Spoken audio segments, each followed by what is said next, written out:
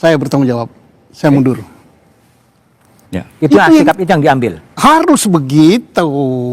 Oke, Pak Susno. Ya. Pertanyaan saya gini, kalau Pak Susno menjadi Kapolri saat sekarang, ada perhara Agustus, apa yang Bapak lakukan? Prahara sudah terjadi apa sebelum terjadi? Sudah terjadi, sekarang ini sudah terjadi. Setelah terjadi, seandainya ya, seandainya sesuatu yang tidak mungkin lah ya. Iya. Mana mungkin saya jadi Kapolri? Iya, kan pertanyaan saya seandainya. Ya jelas saya akan tanya, siapa yang menjadi penanggung jawab keamanan yang saya tunjuk untuk mengamankan peristiwa 25 Agustus dan seterusnya. Karena ini bukan tiba-tiba ya unjuk rasa. Unjuk rasa itu diketahui jauh hari sebelumnya. Pasti Polri mengeluarkan surat perintah, entah Kapolda, entah siapa. Maka penanggung jawab utama bukanlah sopir rantis, bukan juga seorang kompol yang duduk di depan. Saya akan minta pertanggungjawaban daripada jenderal yang mengamankan itu. Dan perwira lapangan. Dan kalau itu memang ditekel oleh saya sendiri selaku Kapolri, saya akan lapor Presiden. Saya bertanggung jawab. Saya mundur.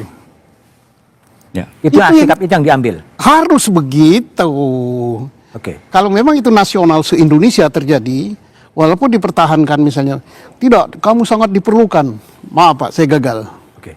Kapolda juga harus gitu, maaf saya gagal. Oke, baik. Bukan sopir rantis, bukan kompolnya.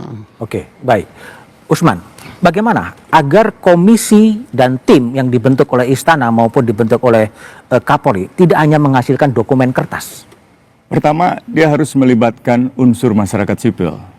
Di dalam tim transformasi reformasi Polri tidak ada unsur masyarakat sipil. Di dalam komisi reformasi Polri belum jelas siapa masyarakat sipil yang dilibatkan. Yang kedua, saya kira dibutuhkan instruksi Presiden.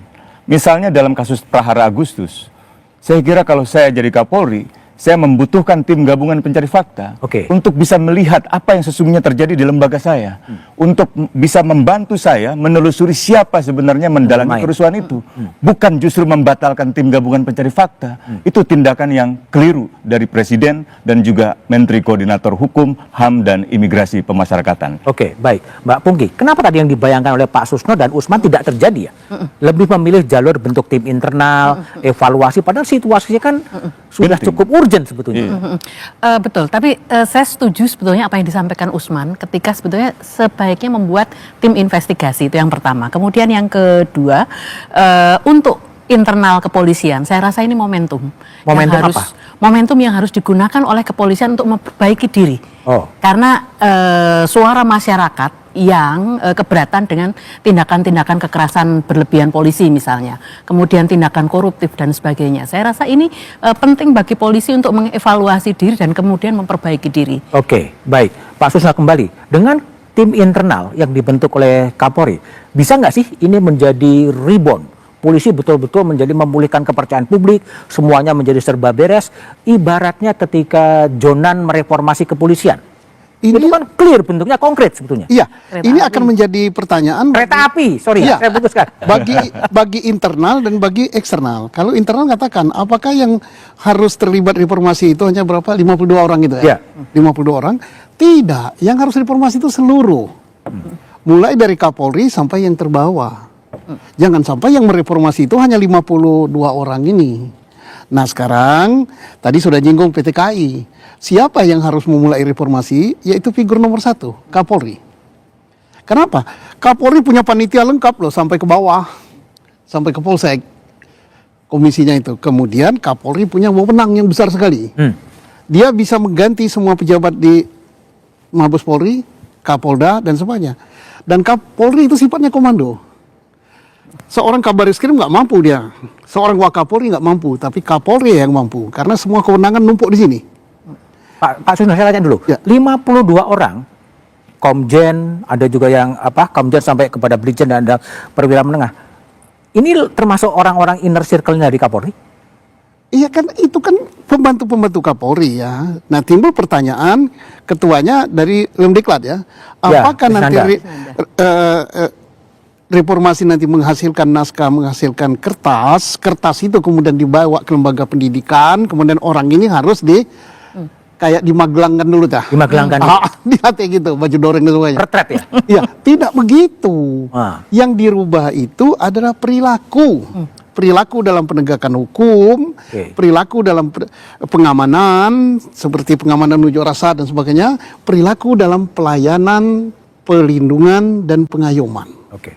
Baik, Usman. Ya. Ini kan gregetan publik kan udah lumayan cukup kenceng. Enough is enough gitu. Ya. Gimana ini momentum ini bisa ada quick win agar memang ini ada pembenahan yang serius, bukan dengan bentuk tim, bentuk komite, kiri kanan, hasilnya menurut Pak Susno adalah kertas gitu kemudian. Orang-orang gimana? saya kalau mau quick win, maka yang perlu dilakukan yang pertama kali adalah membebaskan para demonstran, para mahasiswa, dan para pelajar yang ditangkap dan ditahan saat ini. Bebaskan mereka. Yang kedua, hentikan penangkapan-penangkapan lanjutan, perburuan-perburuan pelajar, aktivis mahasiswa, dan bahkan pegiat literasi dengan melakukan penyitaan-penyitaan buku. Ini seperti zaman Orde Baru. Zaman Orde Baru saja yang melakukan kejaksaan, bukan kepolisian. Jadi hentikan perburuan terhadap orang-orang yang dituduh sebagai anarko. Anarko itu adalah orang-orang yang menganut paham anarkisme, paham yang percaya bahwa masyarakat bisa hidup tanpa negara. Tapi tanpa harus ada negara. Yang Anda sebutkan tuntutan 17.8 ya, yang belum juga 17.8 diakomodasi itu ya? jauh lebih serius lagi menurut saya. Kalau perlu ditambahkan lagi dengan agenda reformasi. 17.8 plus 45 gitu? Plus 45, misalnya, agenda tuntutan para perempuan misalnya. Karena sedikit sekali polisi perempuan. Kapolri perempuan belum pernah ada. Kabar Reskrim perempuan belum pernah ada. Kabar Intelkam perempuan belum pernah ada. Mungkin reformasi ada Kapolri dari sipil gitu ya? Saya mau juga tuh kalau gitu. Tapi yang saya mau katakan begini. Kalau memang dibutuhkan quick win, yang pertama itu tadi jelas, bebaskan. Kemarin Bu Sinta Nuria dan lain-lain para tokoh mendatangi Polda Metro Jaya. Tapi nggak ada apa-apa juga. Nah, ini yang saya kira perlu perhatian dari Pak Asep, Pak Dekananto untuk mempertimbangkan pembebasan mereka dengan SP3 atau dengan penangguhan penahanan atau segera ajukan ke kejaksaan supaya bisa dideponering misalnya begitu. Itu baru yang pertama. Yang kedua adalah investigasi. Dan jelaskan siapa dalam kerusuhan kemarin itu. Kan Presiden mengatakan 3 hal. Pertama, teroris. Benar gak teroris? Kedua, koruptor. Benar gak koruptor? Siapa koruptornya? Yang ketiga, makar. Benar gak makar? Nah ini butuh pengetahuan yang lebih lengkap. Masa Del Pedro yang mendalangi itu? Nggak mungkin. Lokataru punya pekerjaan yang jelas. Del Pedro seorang advokat, seorang peneliti. Dia jelas sepak terjangnya membela para pelajar yang ditangkap pada hari Senin tanggal 25 Agustus lalu. Jadi tidak ada dasar-dasar untuk menuduh mereka melakukan perbuatan kriminal. Apalagi proses hukum acaranya juga tidak terlalu dipenuhi oleh pihak kepolisian. Jadi itu yang harus dilakukan sekarang ini. Pekerjaan rumah dari komite dan tim adalah bukan hanya menghasilkan kertas, tetapi menghasilkan sebuah perubahan perilaku. Kita bahas setelah jeda berikut ini.